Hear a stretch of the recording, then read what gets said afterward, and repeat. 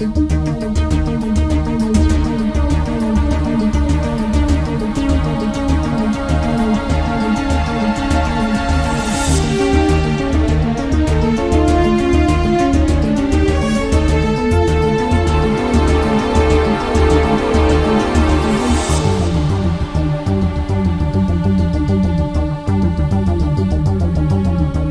everyone, and welcome to the Omega Metroid podcast here on OmegaMetroid.com. My name is Andy Spiteri, joined by Dakota Lasky. Dak, how you doing?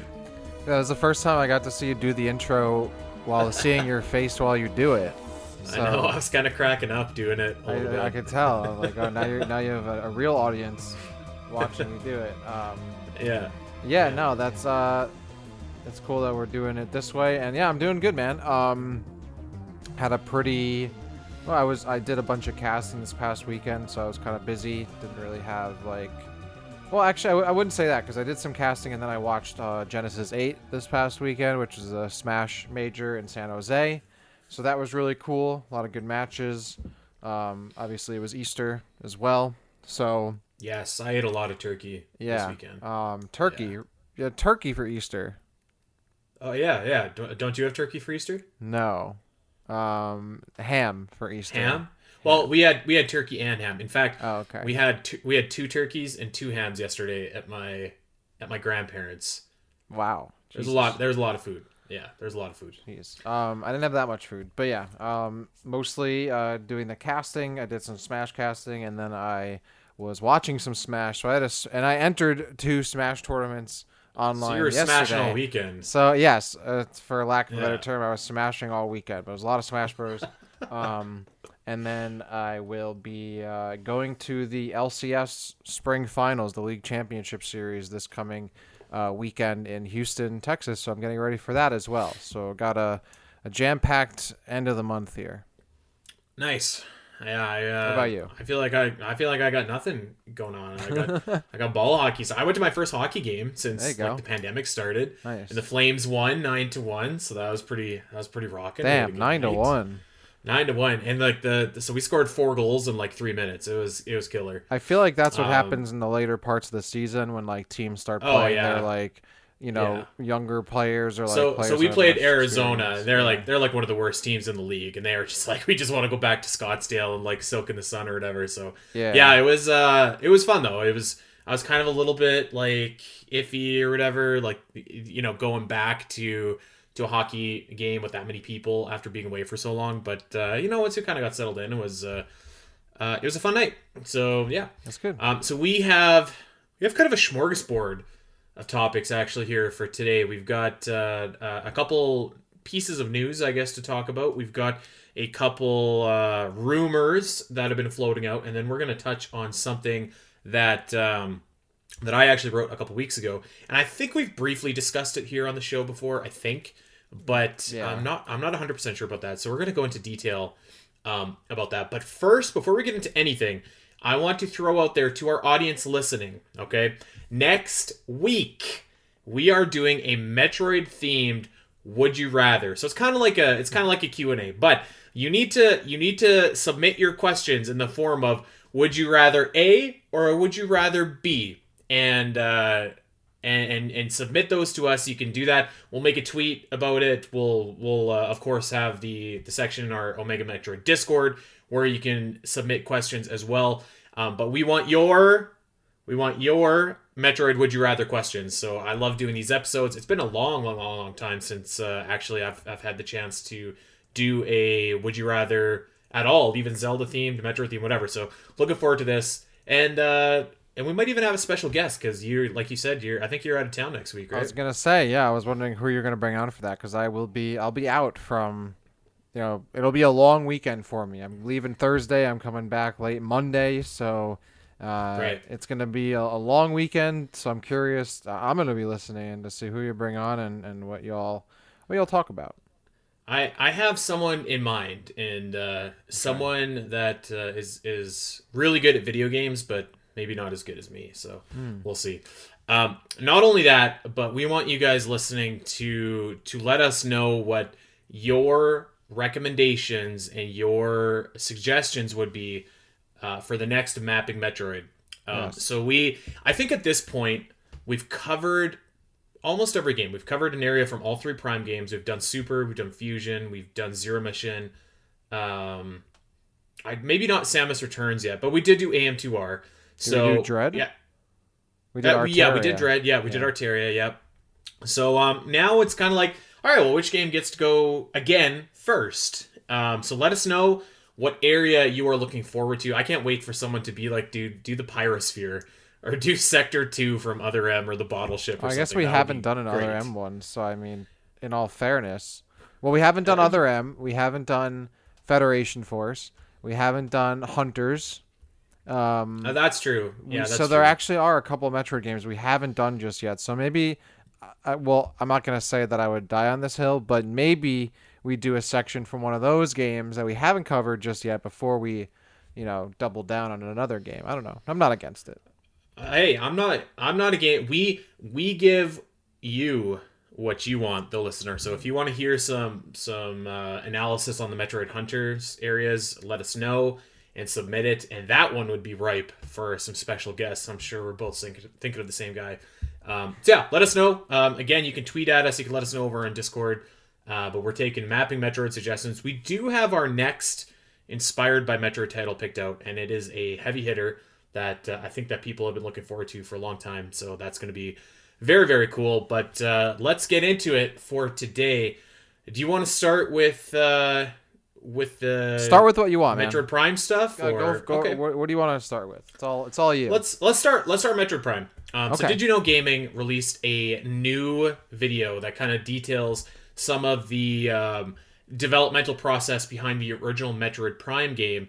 I haven't actually had a chance to watch it yet, but I know that you were writing about it earlier today, so maybe you can kind of just explain any of the relevant bits or details and stuff like that, and we could kind of go over that. I did have one thing that I'll add after you're done that I read, which I thought was interesting. Okay. Yeah, so I just wrote about this on the site today, on the 18th, and I kind of, I didn't, in the article, I kind of skimmed through it. Like, I didn't want to reveal everything that was in the video in the article because, I want everyone to go watch it. And I was definitely happy that I watched it in full because it's 25 minutes long, but it's totally worth your time.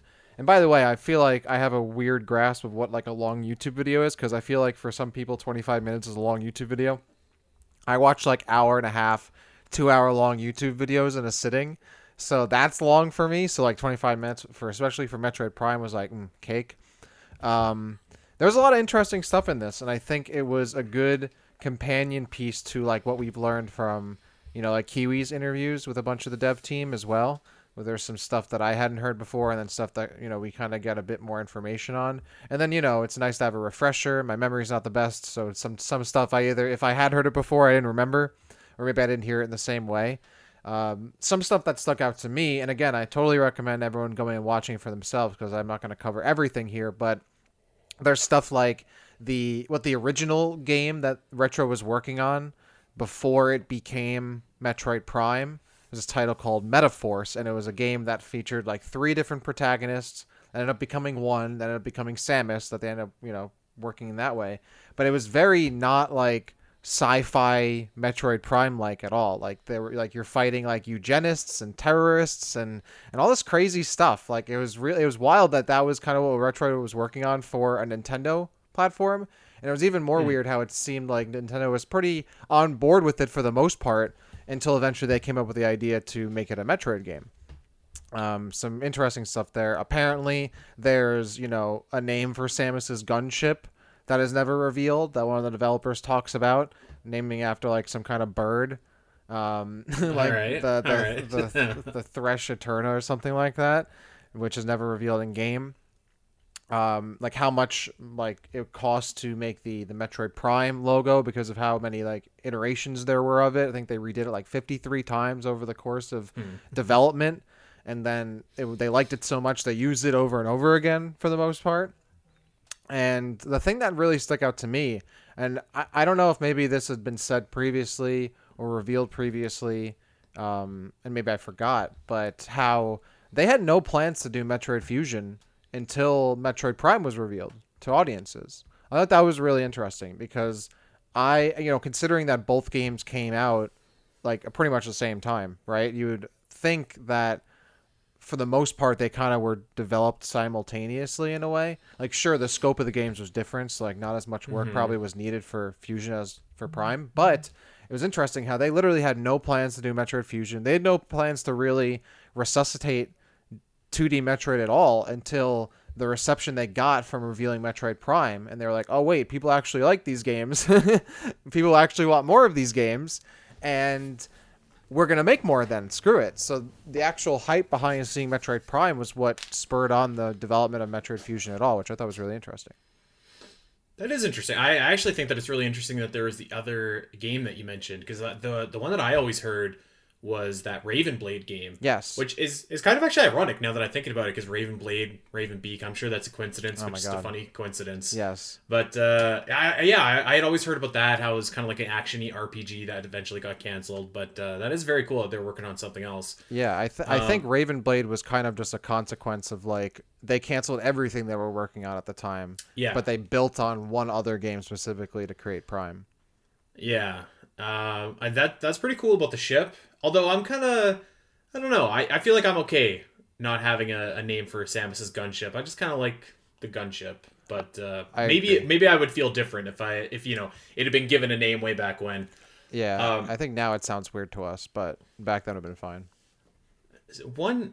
I actually don't even know if I should mention this, but one thing that I did find that was interesting about this video is that you mentioned it earlier. You were talking about Kiwi Talks, and I don't know if he was sold on some of the information as accurate in this video. Really? But who knows? He said that that he's been in contact with some ex-retro developers, and I had no reason not to believe him. So just funny how that works. But I'm sure, like with everything, there's a little bit of truth, and And we're also talking about something that was over 20, or I guess about 20 years ago now. I think that's the big part of it too, is we're essentially asking people for information of something that happened like half a lifetime ago for some of these people, right? Like it's hard to remember the exact details, and you don't just remember the truth, you remember what you remember of it and how it's been, you've remembered it in your head over the past 20 years. So I wouldn't be surprised if maybe there's some things that were misleading or left out or just remembered differently. But I think that's also interesting too, because it kind of gives everyone's different perspectives on their role in development. Yeah, and that was kind of my gut feeling, was that like I don't think anyone's misrepresenting anything, but it's a long time, and I mean I can't even remember what I did Saturday night. I was at the hockey game, I know that, but other than that, like it's a long time, but I haven't watched it yet, but I'm definitely going to check it out tomorrow if I have some downtime at work. So very much looking forward to that. One other thing that came out today was I'm just going to read right from the article here just to make sure that I get it right. But essentially what happened is that there was a leak, and a couple users, and this leak also originated on 4chan, which I feel like is kind of hit or miss, mostly miss in terms of some of their leaks in the past. But a bunch of users said that there is a leak that provides evidence that Game Boy, Game Boy Color, and Game Boy Advance games may be coming to Nintendo Switch Online. Files have been leaked into 4chan, which include a Nintendo-developed Game Boy Advance emulator codenamed Sloop, and a Game Boy emulator called Hyoko, both developed by Nintendo of Europe. So apparently these were leaked onto to 4chan somewhere, and prove the existence of these emulators, and of course is fueling the speculation that Game Boy Advance and all the rest are coming to Nintendo Switch Online, which I don't think is like super surprising in and of itself. I think that we all kind of anticipate that announcement eventually, so seeing this isn't like I guess ultra surprising. But maybe it means that the timetable is being ramped up a little bit, if true. I saw another game developer say, shoot down this idea and say that maybe we're making something out of nothing here. But I do think it's interesting. One thing that I'm not sure, I don't know if they would do Game Boy, Game Boy Color, and Game Boy Advance all at the same time. Maybe they would, but I don't know. But there were no titles that were revealed alongside with it. There was a bunch of titles, emulation files that they had with it, but of course no guarantee that anything was actually coming out or launching or anything like that. But as you might imagine, Metroid Fusion, Metroid Zero Mission were some of the ROMs, so that's pretty cool. I'm not sure about Metroid 2 on Game Boy, but I suspect that that would probably be there as well. So yeah, I mean that's a thing, and I'm sure that eventually we are gonna get the Game Boy titles on Nintendo Switch Online. Probably particularly the expansion pass version of Nintendo Switch Online, but it could be a cool little get for this year, and if I had to make an educated guess, I would say if that's coming, maybe August, September, right around the time when those Nintendo Switch Online subscriptions tend to roll over. Who knows? Yeah, this is certainly interesting. I mean, I do think it's very likely if they do Game Boy stuff, it'll all be at once. I feel like it's a bit much to stagger out Game Boy, Game Boy Advance, Game Boy Color all separately, especially if you think about it back in the day. Like, you could play your Game Boy Color games on your Game Boy Advance. Like they kind of were a package deal in some ways. And then that rolled over to the original DS as well, which you play your Game Boy Advance games on your DS. So I can see them, especially because Nintendo doesn't bring back every single game either. Like, they're going to have, like, a select pick, I would have to imagine. So they're probably going to pick selects from each, handheld, which I just miss the virtual console days, man. Like, just give me every game and let me pay for them individually of what I want, So I'm not the biggest fan of having to subscribe to a service and then they tell me what's going to be available. I'm like, I know you can get all of these games available, man. Like, I can make them available to myself. I know you can do it. But that said, this definitely excites me more. Like, I had a lukewarm reception to, like, the select titles for the Super Nintendo, but I didn't grow up with the Super Nintendo, really. N64, also cool, but also, like, okay, but I have these games. And I have Game Boy Advance and Game Boy Color games, too, but something about it, I don't know. Like, the Game Boy I'm like, maybe they'll get me with this one, and Metroid Fusion and Metroid Zero Mission being on that, obviously very enticing. But there's a lot of awesome Game Boy Color and Game Boy Advance games I haven't played in some time, so maybe I'll warm up to it. It's interesting though, because I've been waiting for them to slowly but surely roll out all these games, and it seems like maybe they're finally doing that. I don't know how legit this leak is. But, seeing something like, Pokemon Pinball could show up, Super Mario Brothers Deluxe. Like, I haven't played those games in a while. Like, maybe they'll get me. And I don't know what it is. Like, I guess just over time, I'm kind of softening up to it. I just don't like how Nintendo's been handling it. But at the same time, I'm like, yeah, maybe I could play some N64 games on my Switch. That'll be cool. I'm down for some Game Boy Color games. At the end of the day, there's a ton of people out there who haven't played these games as well. Or maybe they didn't grow up with them and might be interested. So I hope this is real. I hope that they just drop them all at once, but Nintendo takes a while to get things rolling. So this is cool though. I'm interested to see how this pans out because, like you said, apparently this might not be 100% legit. So it's with every leak, you gotta take it with a big grain of salt. And I'm hoping we figure out what's going on soon. Yeah, I would say that. I don't know. I think that selfishly, I would really want these titles to come out because I would love to take screenshots of Metroid Fusion for OmegaMetroid.com. That would be awesome. I would say, yeah. But I'll also unselfishly too. I think that it would just be like super awesome if people could just experience Metroid Fusion and Metroid Zero Mission, and to a lesser extent Metroid 2, but particularly the Game Boy Advance games. I just think that getting those in front of like more people would be awesome.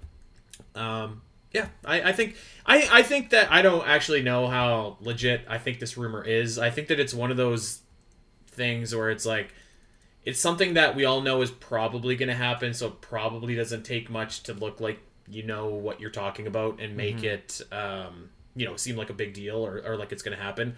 But I would be totally down if they came out. I don't know. Maybe it's just that I see Nintendo doing something dumb, like just having like the Game Boy and Game Boy Color as part of like the regular online, like Game Boy Advance as part of expansion, or I don't know. They'll do something. I could just see something like that. Yeah. I think it'll be easier for them to maybe execute these games because they're smaller and more compact. So what I'm hoping about is maybe we'll get a bigger selection of games. Like, I think for the N64, there's only like, I don't know, how many, 15, 20 games, maybe.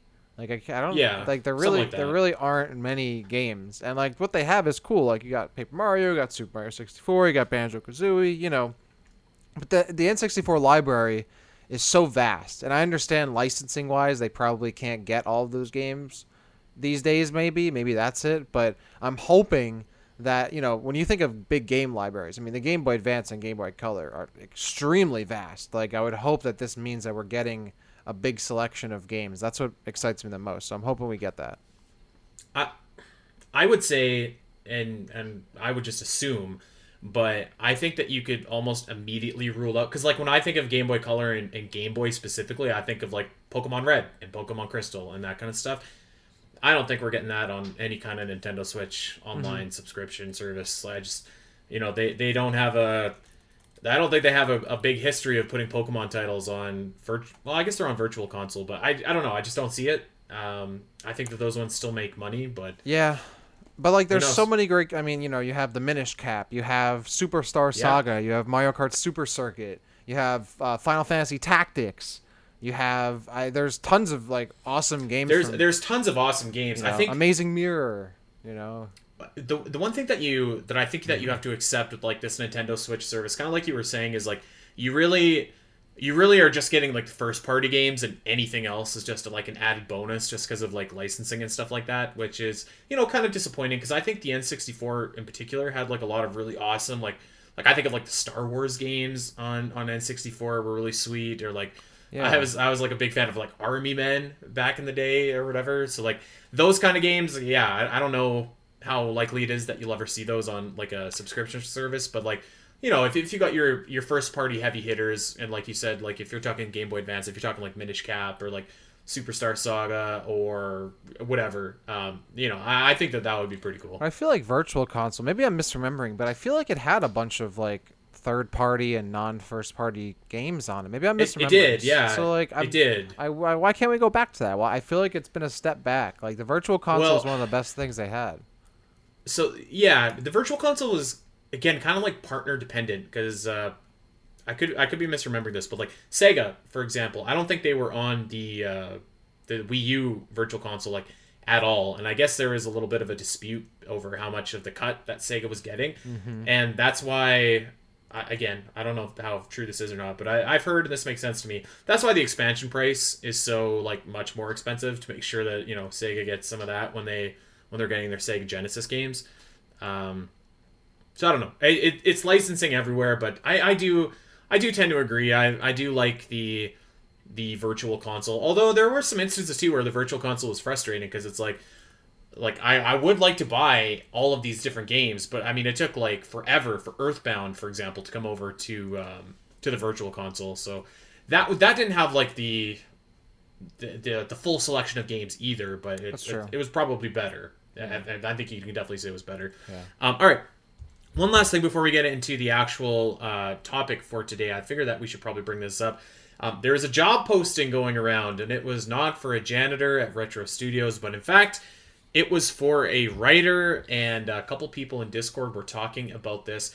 And I think you and I kind of agreed, or arrived at the same conclusion, that this writer position was really for like the granular details, I think, that we're thinking of. Like, we've got the broad spectrum of the story laid out. We've got the story beats. We just need somebody to actually go in, cross the T's, dot the I's, and write the actual dialogue, which is probably the least fun part of something like that. But that's encouraging, definitely, that they're getting to that point where it's like, all right, it's time to fill out log entry lore number 6 or whatever. Yeah, I don't think that they're hiring someone to be like, all right, it's time to write the story of Metroid Prime 4. Yeah. Like, they're doing, I mean, like, to an extent, obviously, like, dialogue can be really fun to write, but when it's like your own dialogue, at the same time, like, if you're going on and getting hired by Retro Studios to write Metroid, like, I'm sure that's something that you'd want to do, and it could be really exciting. Like, I would love to do that. So in one way, it's like, it's not necessarily your own work. You're writing what needs to be written for the job, but at the same time, it kind of is, because that's what you signed up for, and you're excited to do it. That said,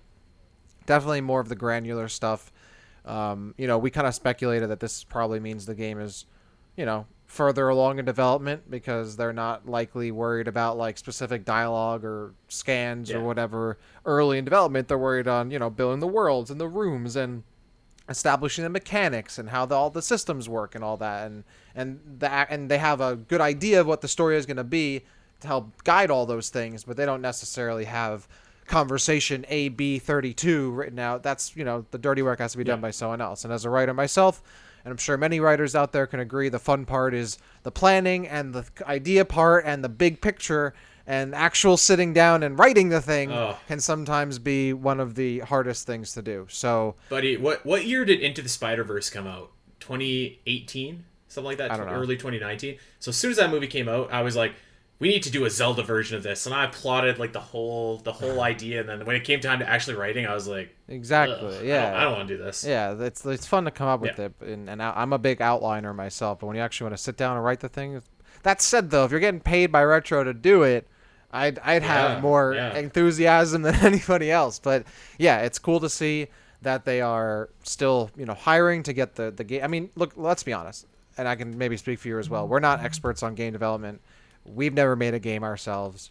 We don't know really what entails what's going on. And this game has also been delayed. It's gone through a long development cycle that's been restarted. Who knows where it's at this point? But that said, the game was restarted, over 3 years ago now, right? January 2019. It's been over 1,000 days, yeah. Over 1,000 days. Like, I would have to imagine at this point that the game is in its later stages of game development. And we've talked about this on the server in the past couple weeks, that I personally feel like Metroid Prime 4 is coming out not this coming holiday season, but holiday 2023, which mean by the time it comes out, by then it'll have been almost 5 years since it had been restarted and then come out. So I'd have to imagine it's late in development at this point. Like, I can't imagine that they're at like the larger macro points of development right now. So this, I think, is a great thing. I'm excited that the game hasn't been restarted and they're still chugging along. But it's cool that also whoever gets that job, I would hope that that's a really awesome experience, and best of luck to them, because that sounds really cool. I feel like that was always a dream of mine. That would be cool. On a Metroid Prime imagine games. That one guy, he put in that Metroid Dread reference. We're still talking about it 15 years later. Yeah, exactly. So I don't know. It's a cool thing to see that they're still chugging along, and hopefully the game's done soon. All right, let's get to what we're here for, and let's talk about my pitch. Okay. For Metroid 6. Yes, a half hour into this, and we're going to talk about the topic of the show. Well, I really don't have much to say. I mean, it's just your kind of reaction to it that I'm after here. So, do you want me to kind of outline what my pitch is here? Yeah. So I have the article up, right? But let's go through it again, and you kind of expand upon it, talk about what you give me. I want to hear it from you and all that, and then grill you on it. All right. So. Obviously, we're taking place after Metroid Dread, and and now this is really just a story draft, and it's not really focused on what like the gameplay hook might be, anything like that. Although part of what the story is I'm assuming what part of the gameplay is going to be as well, and that is of course the return of the Metroid suit that you get at the end of Metroid Dread. I hope so. I hope so, right? I feel like that's got to be like the main gameplay hook for the next Metroid game. I feel like you can't tease that and then just rip it away so soon. You don't think so? Because I think 100% that could happen. Well, maybe it could happen, but I hope it doesn't. Yeah. Because I think that would be like too good not to run with. Right. So we're going based on the idea that Samus has the Metroid suit, and she is the last Metroid in the galaxy. And as we know, Federation, they don't want those Metroids if they can't control them, which at this point, we know that the Federation cannot control Samus. We know that they can't control Metroids. So we just have a walking, talking galactic threat in Samus that needs to be eliminated. And this is where actually I think that you could do a really cool kind of swerve, if you will, to use some wrestling vernacular.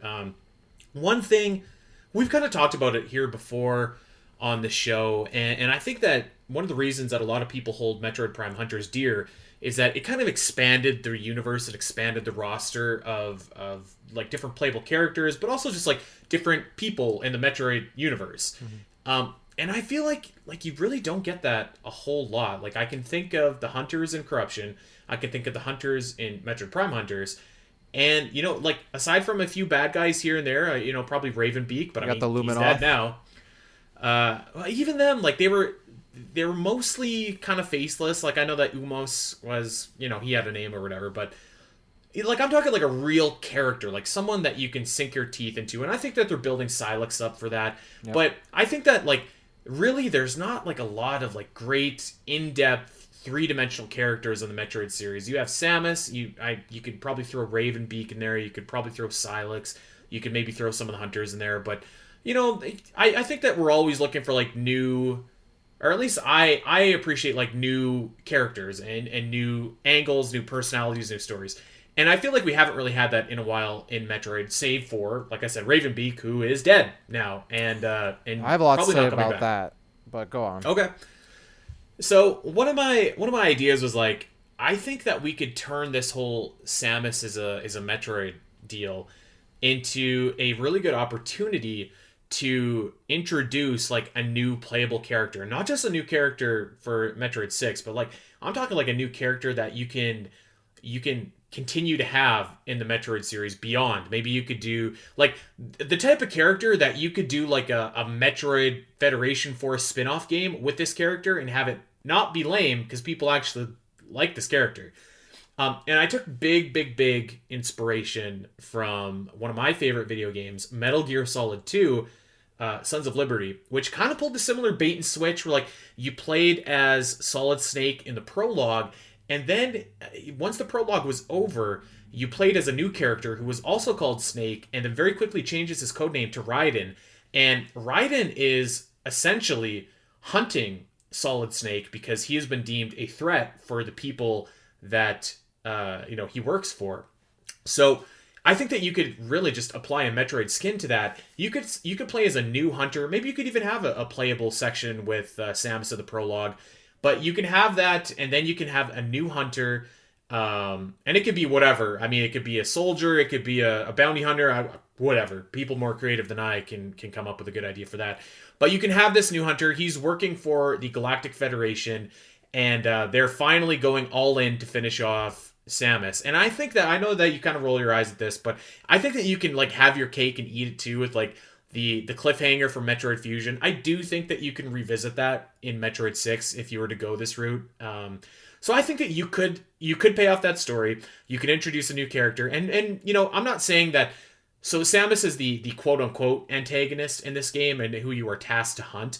But I think like in Metal Gear Solid 2, you eventually kind of come around and you find out that like the Galactic Federation is not what it seems. Samus is not who she has been portrayed as, and maybe there is a middle ground or a kind of a working relationship that can be found. I think like one of the coolest moments in Metal Gear Solid 2 is like when Raiden and Snake kind of join up together and they're fighting like 3 Metal Gear Rays. Like that was so awesome. And it was just cool to see like that new supporting character in Raiden be introduced. And I really feel like he added a lot to the series, not just in that game, but like in Metal Gear Solid 4, he eventually got his own spin-off, Metal Gear, whatever that one was called. Metal Gear Rising. Whoa, Gear wasn't very good. I don't know about that, sir. Okay, I'll take it back. I never actually played it for myself. I just have heard that it was not very good. Great memes that come from those games. Yeah. So yeah, my idea is like, I think that, and obviously there are some drawbacks to this idea, i.e., you've just had the most successful 2D Metroid game that you've ever had, and you've just really kind of perfected the gameplay of the 2D Metroid series in a lot of ways. And so moving to another playable character would obviously be a little bit of a departure and a risk for people that maybe got into Metroid and, are ready for more. But I think that maybe you could also offset this. You could do like a Fusion remake or a remaster, and that could be like a Fusion remaster with the Dread engine, and maybe that could just be for like people who want kind of more Metroid. But I don't know. I think that it could be really cool and really daring if like you had this new playable character and it gave the series legs a little bit. I saw that a lot of people were not down with this idea, and I expected that, but I think that it could be cool.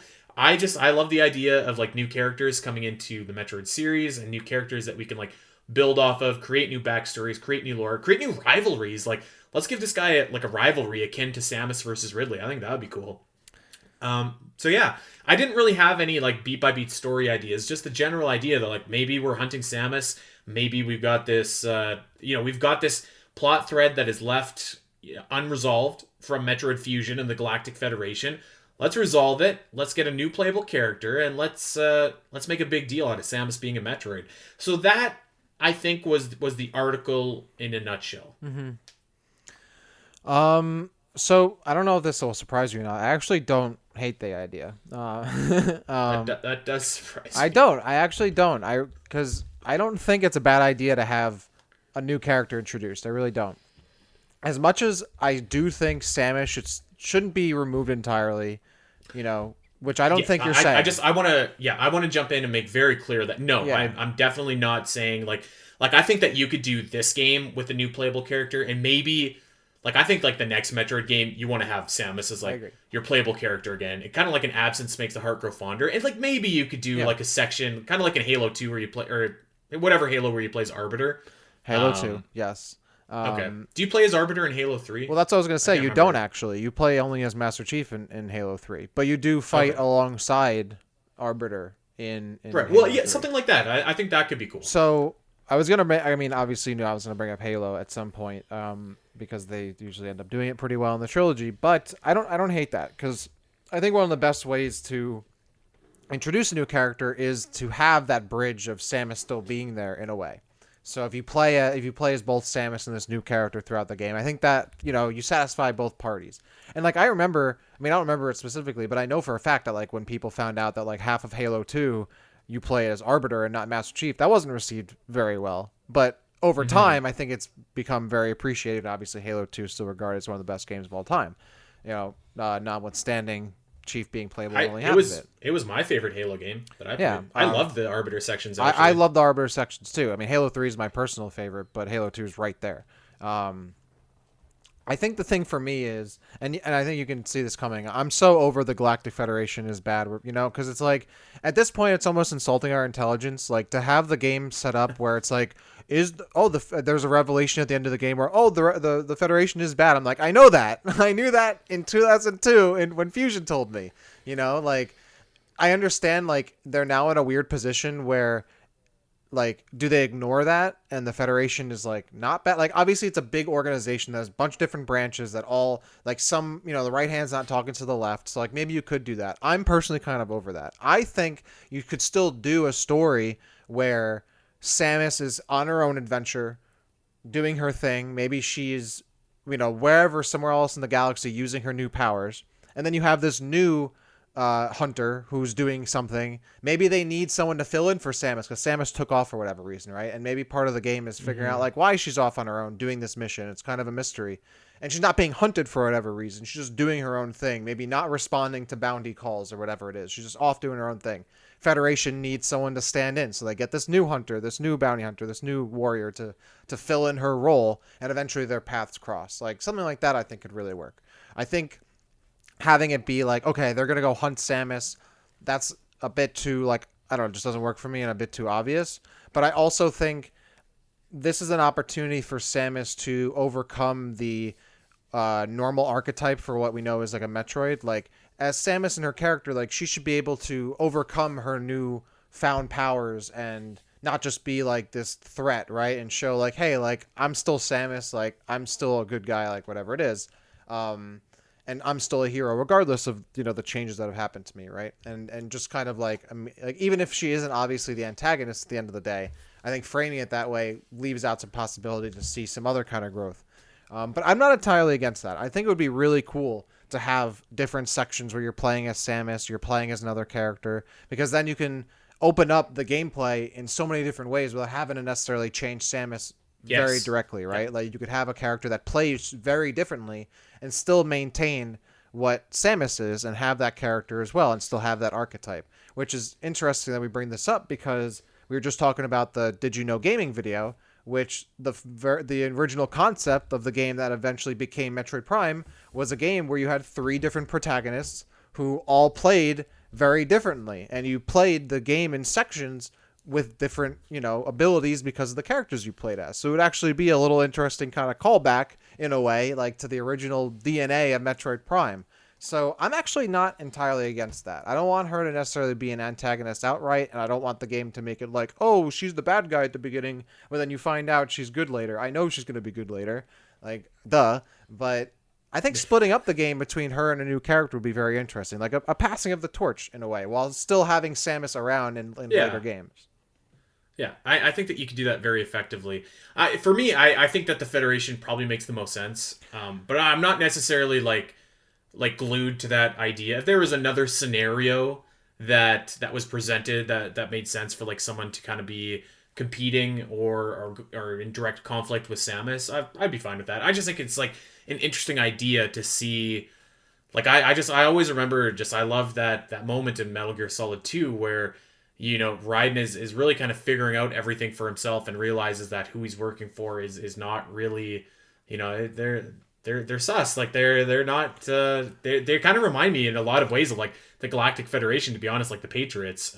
Yeah. So I thought that was really cool. I do think that makes sense, but like I said, I'm not married to the idea. I could definitely be open to other things. But the thing that you mentioned too is like the gameplay. I think that would be like a really exciting opportunity because we kind of talked about it before. There are definitely some new power ups that you can get in Metroid Dread that were like incredibly awesome, but it's still you still got the speed boost, you still got the screw attack. Like let's get someone that is like completely like different. Maybe this dude fights with like maybe it's melee combat, like yes, and exactly. there's no beams at all. Like who knows, right?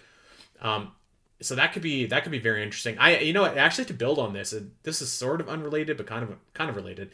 I'm pretty convinced that we're going to be playing as Silex in Metroid Prime 4. I don't think so. If Silex shows up, maybe they do actually. I don't know at all. If he shows up, I'm pretty convinced that we're going to be playing as him. Maybe it's DLC, maybe it's not like right away, but I think we are. But I would love to see like a new, just for like a new playable character, because like when you think of Metroid characters, it's kind of like you have Samus, and then you kind of have like a row of monsters, right? After that, like Ridley. I mean, I love Ridley. We all love Ridley, but like he doesn't have a whole lot to him. He's just kind of like this big, badass, imposing force of nature. And you could say the same about Kraid. You could say the same about Mother Brain. And to a lesser extent, you could say the same about Ravenbeak. They tried to flesh him out a little bit, but I mean,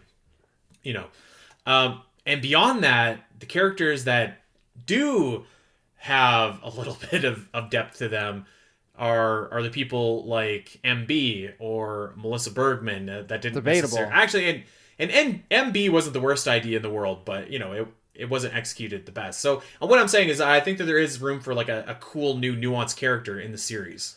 Because I don't know that Metroid has an abundance of them. I agree. I don't think we'll see Silex being playable in Metroid Prime 4 because I think he's going to be the outright or antagonist. Like I don't think we'll see ourselves being able to play as both the good guy and the bad guy. Whereas in a follow up to like Metroid Dread, I think we could see that because the new character introduced probably also be a good guy, and I would like to see Samus also remain the protagonist or to some degree, a good guy or an ally, right? Like I think it's interesting where you could have a situation where she's overcoming her newfound Metroid abilities, right? And not just being an outright antagonist or, something like that. That would be kind of easy to figure out. And of course, we also don't want to miss out on the fact that I want to play as Samus with her newfound Metroid powers too, right? Of course. I want to miss out on that. I think they've kind of written themselves into a corner with this Federation stuff. If they do it right, that'd be cool. We'll kind of figure it out. I feel like the hero turned fugitive trope is just so played out, Like I would be interested in just having just intercross paths. You're not wrong. You're not wrong. But I think that a trope, when done effectively, like when it's good, like tropes are tropes for a reason, Fair, right? Like yeah.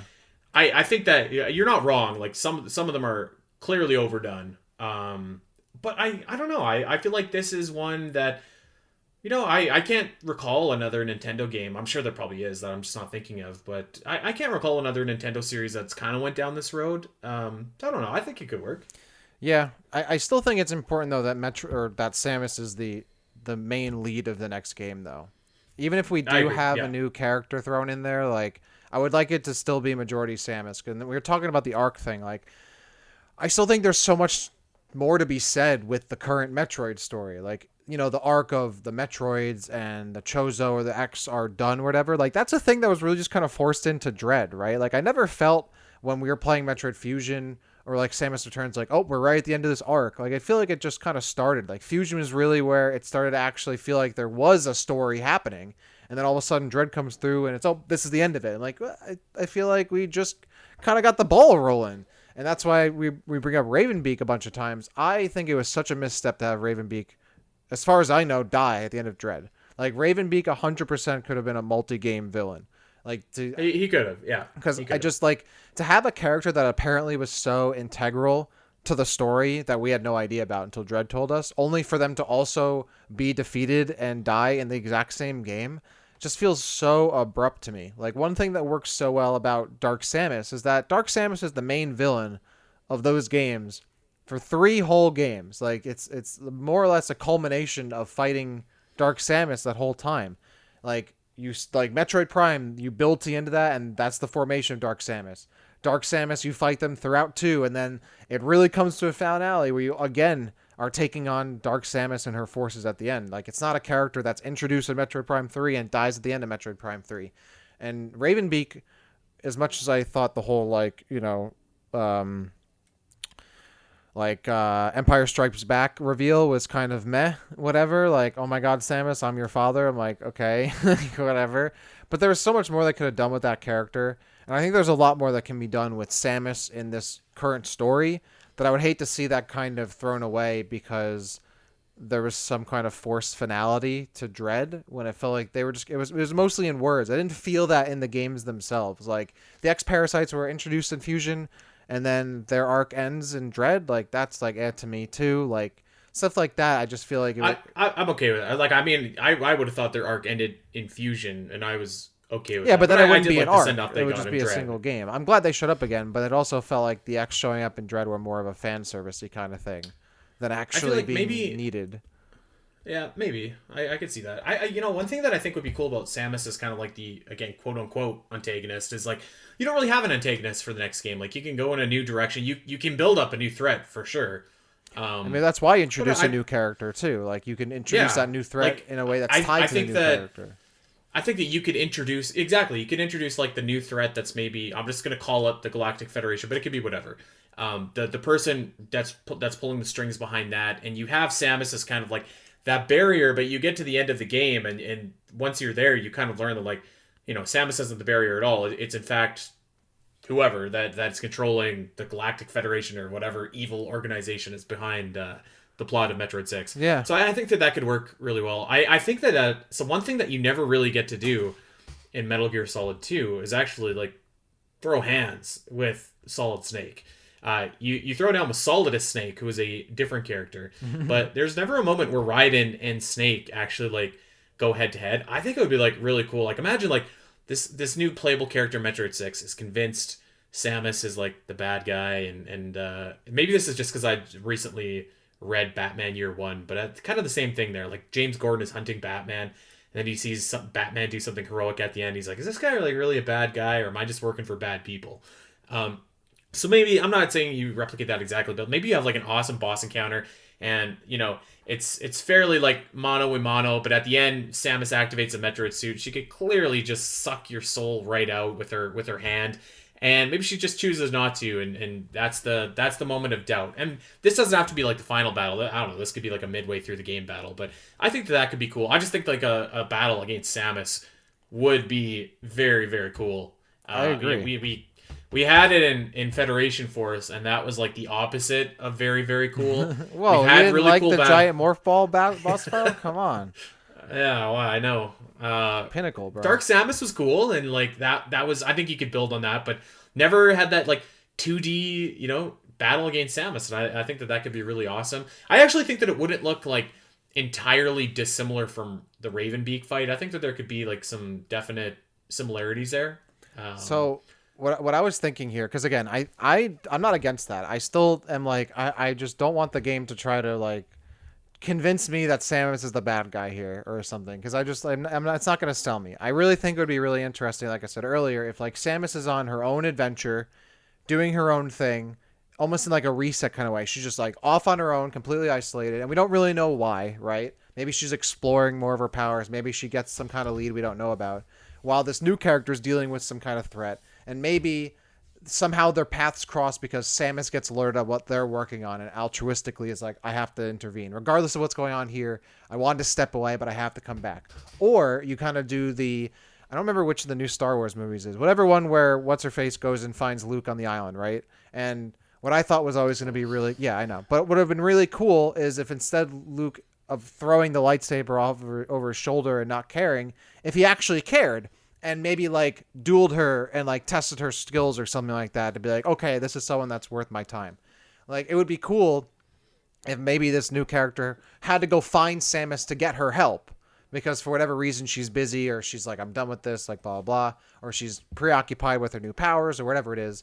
She runs and they find Samus and Samus is like, all right, well, or is this even worth my time or whatever? And maybe you have a fight against Samus and it leads to like, okay, like they'll team up and all that. That could be cool. Maybe Samus just outright just stomps you. Like, you have no chance. Like, that's how good she is, which would be so sick. Like, I don't even want. I think that's. I don't even want it to be a fair fight. That's the fight I want. I don't want it to be. I want Samus to be super overpowered because she is. But I think there are ways to do that setup without having it be like Samus is a fugitive or a presumed fugitive or she's a presumed bad guy, and then you talk to her or fight her and like, oh, she's actually not the bad guy. Like, if anything, I feel like it would be more interesting if there was a more positive reason for them to meet up together. Or you have them on their separate paths and their paths cross, like, you know, GTA 5 style, where they're all part of a bigger story and their different individual stories cross. Or you go the Halo 2 route and you have two characters on completely different stories that are forced to work together for whatever reason, right? Even though I guess in that way, you know, Arbiter's obviously the bad guy at one point, but he becomes the good guy too, so it's okay. I think, I mean, you're right. Tropes are tropes for a reason, but I don't know. I feel like it's too like first step, like too obvious for me to be like, what's the most like the immediate thing they could do? Samus is the bad guy. She has Metroid powers. The Federation wants to take her out. Whatever. Like, there has to be more creative ways to do that. So that's why I'm not sold. I feel like that it's such a logical. It's premise. It just doesn't. It's not compelling. Sometimes you got to do what's logical. Well, if that was the case, they'd make other decisions. Well, just because you have the premise though doesn't mean that you can't make it interesting and take it in different ways and different branches and stuff like that. So like we're talking about just like the starting point and like, yeah, maybe if they ripped off like Metal Gear Solid 2 like beat for beat, it would be like, okay, this is. But I mean, if they use that as like their premise and then they go left, they go right, they go up, they go down, like that. Well, sure. I mean, obviously, there's many days they could do it. I just think they've already kind of like teased the Federation being bad thing so many times now, for them to then be like, and we've talked about this ad nauseum at this point, but yes, I just think now it might be more interesting if they don't do that, right? And at this point, for all we know, the Federation, like, because I've been told a ton of times now that the whole ending of Fusion was not correct and it was like some, you know, offshoot part of the Federation that doesn't actually represent the Federation as a whole. If that's the case, then actually commit to that. You know, like, if the Federation aren't the bad guys in Dread, let's make them not the bad guys going forward, you know, for whatever reason. I think they've kind of already teased it and not followed through, but I think there are some interesting ways you could do it where Samus isn't necessarily like perceived to be the bad guy. I mean, you're right. They could also do it in interesting ways where she is, but I would be more curious to see how they could pull it off in another way that isn't as immediately feasible or logical from just, you know, first thought. You know, I think that may be more interesting.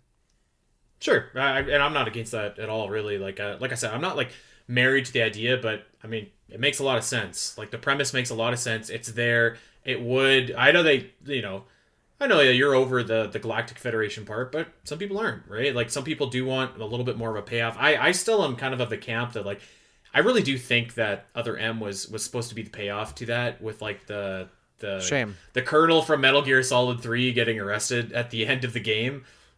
Except we never knew who that was. We never knew what he did. We never knew what division he was. So like, and also that took place before Metroid Fusion. So, but I do think that was intended to be the payoff to the Galactic Federation plot. And, I don't know. Like I said, I actually don't hate like I said, the premise of Other M, I actually don't hate. Like, it's just that they went left, right, and, up, down in a completely awful, bad way. Yeah. Yeah. You can have your premise and really it's up to you where you want to go. I do think that this would be like a pretty cool idea. And just like I said, like, so now that, like, and just to I'll put this out there, like, we talked about new characters in Smash Bros or whatever a couple months ago. So like, probably Ravenbeak is a good one, but like, I mean, like, after that, like, who's going in Smash? Like, Silex, man. Yeah, okay, I guess Silex, but like, my point is there's not like, I don't know. I No, feel you're like it would right. be cool if they built up like a roster of recognizable characters, like like introduce a new character. Like Metroid 7 is all about Samus, definitely. Maybe we get like Metroid whatever Federation Force 2, but it stars our hunter or whatever, and it's an actual like cool spin-off game, and not like, kind of, because I feel like they've been trying to get these spin-off games kind of up and off the ground with hunters, with Federation Force, and for whatever reason they haven't really taken. And I guess you could really just argue that Metroid itself hasn't really taken because they haven't committed to it. But Yeah. I think that the more that you world build and expand and stuff like that, I the agree. better that you probably are. I think at the same time too, one of the big draws of Metroid is Samus herself too. So I think that I don't want them to lose sight Definitely, of that. yeah. Like one of the big reasons I play Metroid is because I like Samus as the character and her story. So I hope that there isn't like a loss of sight of that. I do think that it's important that if you're gonna build up this other character, that you're also still building up Samus as well. And like if you go the Halo 2 route, like you have both story. Like I love the beginning of Halo 2 where you're having Master Yeah, Chief getting yeah, his yeah. coronation, Arbiter getting exiled or whatever it is, becoming the Arbiter. Like both those simultaneously happening. Like to be fair, that only really works because of what happens in Halo 1 as well. But I think you could do that in a similar way with the But follow up. like, think about this though too. Think about this. You're playing as, like, let's call it a bounty hunter. You're playing as a bounty hunter, and you're probably like a talented bounty hunter, but like your mission is to hunt down Samus, the most legendary figure that the galaxy has ever seen. Like you can build up the mystique of Samus throughout the whole game, and like to see her through another set of eyes where it's just like this is like this borderline mythical figure that has taken out space pirates, taken out Phazon, taken out like all this stuff. I think that could be compelling too, to see like what an average bounty hunter or citizen or soldier or whatever thinks of Samus. And like you could look at, again, kind of similar to how in Metal Gear Solid 2, like Solid Snake is depicted as this like absolute legendary soldier.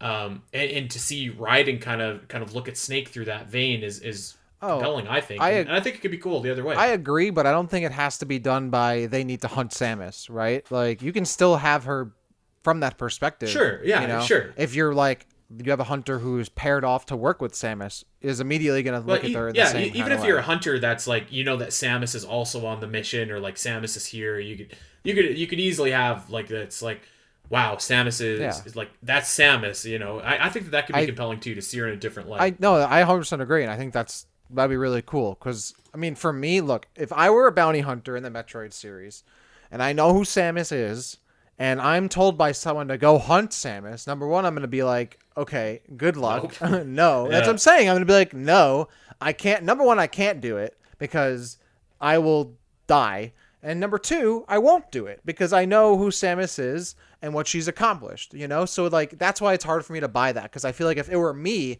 I would be like, absolutely not, And I think that would be more interesting. Be like, okay, like how can you find someone that would buy into that? That doesn't seem very realistic to me. And actually, that's kind of. I think you could get there. I mean, I guess you could find someone, but then look how many people hunt John Wick. Yeah, but none of those people are likable. That's not true. I think the guy from John Wick 2 in the subway is very likable. That's what I'm saying. Like a majority of the people who would sign up to do that, I don't think would be very likable. I wouldn't be rooting for that person, Like how do I root as the person who's going after the star? But there and in itself is the opportunity for an awesome character arc, and maybe you're not really rooting for this guy at the beginning, and as the character grows and learns and experiences, maybe by the end you are. Maybe, but then I have to deal with 3/4 of the game not liking that person. I could just like them from the beginning. That's what I love about Arbiter's stories. But in the very beginning, you're like, oh, this guy has already woken up to the fact that the prophets are selling him BS, they're selling him cow poop, but he's overcoming that, and at the same time, still at odds with Master Chief. Like that's still very compelling to me. And then obviously Chief is, he's doing his thing, little quips here and there. The one thing I hate about what they've done about him in the new games is that he's so melodramatic, and he's like he's a fugitive at one point. You have to go after him. What the hell is the deal with this TV show? I heard he was walking around without his helmet on. He's walking around without. We could do. I know we're coming up in the hour mark let's do a bonus episode for Patreon. Oh my god, I haven't even watched. I haven't even watched past the first episode because it's the first episode. I haven't watched any of it. The first episode, man. First of all, there's so much ass cheeks in this show. There have been 4 episodes released, and every episode has had nudity, which I did not expect from a Halo game.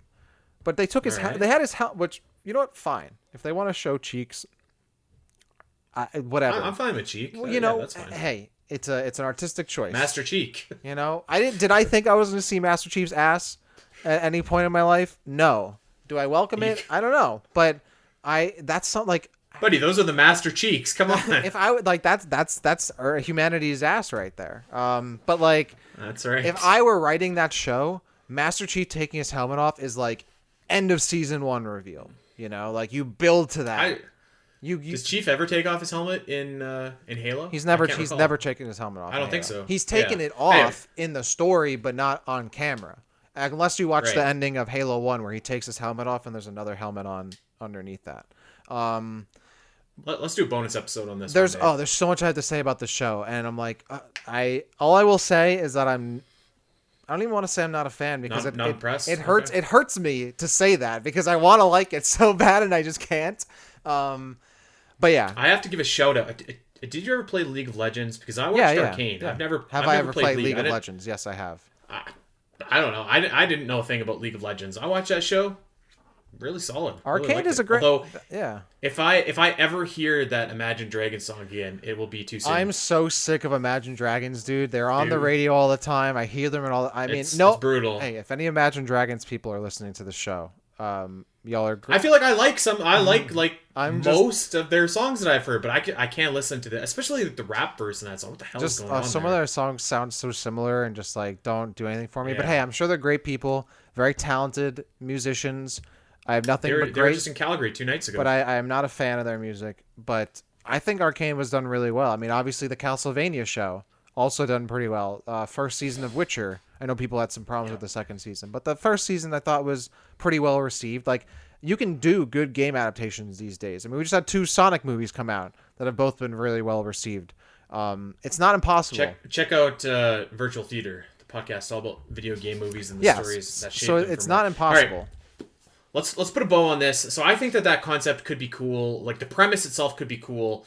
And I think that you think that the premise could be okay as well. You're just a little. If I'm putting words in your mouth, but I think you may be a little bit more worried about that. They just may make it a little bit more generic rather than just take it in a. I just think there are other compelling avenues that could go down. Like and before we sign off, like one other idea, maybe not for a direct Metroid Dread sequel, but I always thought a really cool idea was to do a Metroid game where we have an older Samus, right? And she's maybe retired, and you're working with a new hunter, and then she somehow comes out of retirement. Like I think there are so many other interesting, compelling things that could do without outright making Samus the bad guy or the perceived bad guy, that I'm interested to see what those possibilities could be before outright just resigning to she's a fugitive and then she's not, which we've seen before a bunch of times. Maybe not in Metroid, but otherwise. Yeah, I don't necessarily disagree. I do think, like I said, I think it's there. I think it's set up. I think it's logical. I think it could work as a starting point. Now, of course, it depends where they go and how they do it. Because, like I said, I thought the premise of Other M was actually not too bad. It's just that they took it in the direction that I wouldn't have taken it in. Before we sign off, though, I also think, and I've still talked about this, doing a complete spin-off that would be like Federation Force, but like focusing on the Aether Marines, right? Before Samus shows up the Metroid Prime 2. Doing like an ODST or Halo Reach style kind of game with that would be so sick. Or one of the ideas I had for like remaking Hunters or doing a new Hunters game is, how each Hunter has their own like little intro trailer or whatever it is. Like maybe you play different sections of the game as each Hunter going through a fleshed out part of that origin story, right? Like Cannon busting out of the experimental lab and Trace. If they had a single player campaign where like you were all, that would be cool. Yeah, like you're playing as cool. Trace going through, their ritual to ascend to whatever, taking over a new planet, stuff like that. Like that would be sick and it'd be a really cool way to expand on the games, but still have obvious ways for Samus to come back at later portions. I still think stuff like that is really cool, and I think that's what Metroid needs. Like to take those different story ideas and different parts of the universe and flesh them out and have spin-offs that matter and aren't like just like kind of throwaway ideas. I mean, I don't think Hunters and I guess that's kind of why I'm saying like, yeah, well, and that's what I mean. Like, I think that if you had established a new character, and let's say that Federation Force had like a character that we had met in Metroid Prime 3, and that was one of the lead characters, and we knew this guy, we knew like this hunter, and we're familiar with him and had some sort of attachment. I think that game would have done a lot better.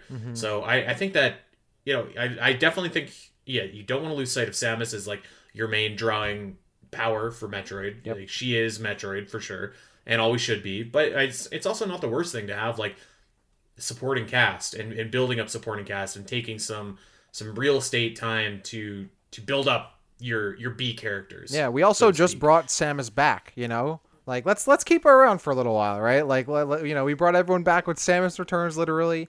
Everyone got back in with Dread. Like, I would hate it if we just lost Samus outright. Like, I would even be okay with having another game just entirely Samus before we split things up. Like, we just brought Dread back. I mean, I'm sure Metroid Prime 4 will be that game. I still think we're just playing as Samus. Like, we just got everyone back into Metroid. I think... Did you ever play Perfect Dark?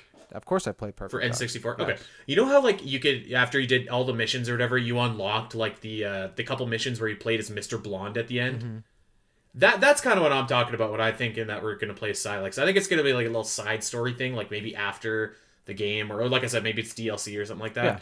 Yeah. I can feel it in my bones. We're gonna be playing as Silex. We'll see. We ought to put a bet on that. Okay. Yeah, I'll bet you. I'll bet you. I don't know what's worthwhile to a Canadian. I'm trying to think. I don't know. It's a bottle of maple syrup. I'll owe you some Tim Hortons. All right. Well, that means you got to come to Canada to get it, buddy. So okay. I'm down with that. If Silex will be in the game or not. No, if Silex will be playable or not. I'm sorry. Yes. I think no, that's what I mean. Yeah, he's definitely gonna be in the game. Yeah. All right, so that is. Tell us what you think of this premise. If you could be down with this premise, if you just want to stick with Samus, stick with the engine that we know, Metroid Dread. And a couple reminders. One, let us know what you want us to cover for Mapping Metroid next, because we are open for suggestion. And we've never done Hunters, we've never done Other M, we've never done Samus Returns. So if you want some of that stuff, let us know. And next week we are doing Metroid Would You Rather. So it's very simple. You ask a question, would you rather A or would you rather B? It can be anything, but keep it clean and let us know. You can let us know over on Twitter or on Discord. And of course, check us out over on Patreon. ROM Hack Reviews Episode 2 is coming out like imminently, and that is on Metroid Rogue Dawn, which was a wild experience, which you can hear all about over on patreon.com/Omega Metroid. Until then, we are going to get out of here. Of course, we want you guys to check us out over on Twitter at Omega Metroid Pod. I am at Spateri316 and Dak is at DakCity_. And of course, check us out wherever you get your podcasts. Like, subscribe, all that jazz. Recommend us to a Metroid fan in your life. Tell them where they can get their weekly Metroid fix. And that, you know what? Your outro last week was up there. I wanted to make sure I mentioned it was great. Yeah, I thought it was great. Thank you. I did. I thought it was great. So shout out for Dak. Shout out to the Omega Metroid podcast. We'll see you next week.